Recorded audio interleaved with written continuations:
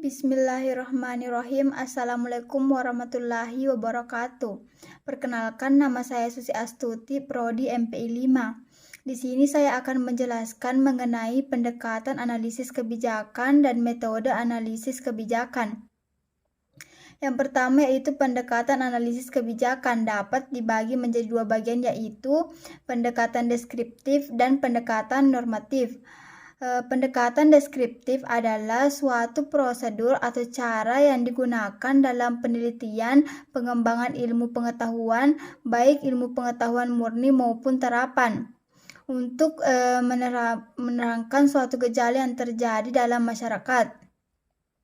Pendekatan deskriptif ini adalah pendekatan positif yang diwujudkan dalam bentuk upaya ilmu pengetahuan dalam menyajikan suatu atau keadaan apa adanya dari suatu gejala yang telah diteliti yang perlu diketahui oleh para pemakai.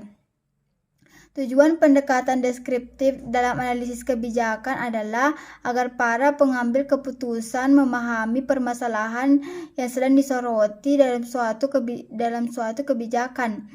Selanjutnya yaitu pendekatan normatif, yang sering juga disebut pendekatan deskriptif, merupakan upaya dalam ilmu pengetahuan untuk menawarkan suatu norma, kaidah atau resep yang dapat digunakan oleh pemakai dalam rangka memecahkan masalah.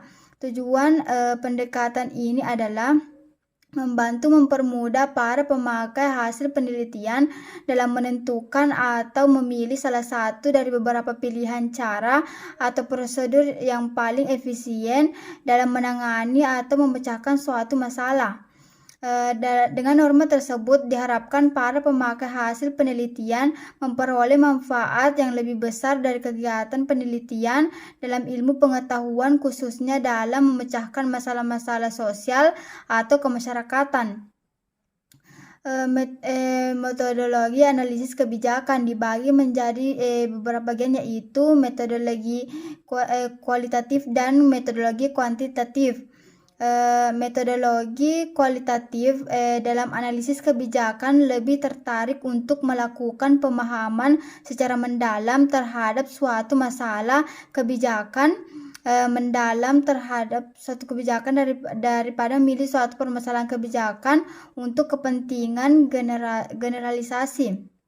Metodologi kualitatif lebih suka menggunakan teknik analisis mendalam, yaitu mengkaji masalah kebijakan secara kasus per kasus, karena metodologi kualitatif ini yakin bahwa sifat masalah yang satu akan berbeda dengan masalah yang lain dengan menghasilkan metodologi kualitatif,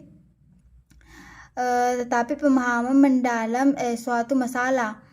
Metodologi kuantitatif pada dasarnya merupakan bentuk yang lebih operasional dari paradigma empirisme, yang sering juga disebut dengan pendekatan kuantitatif empiris.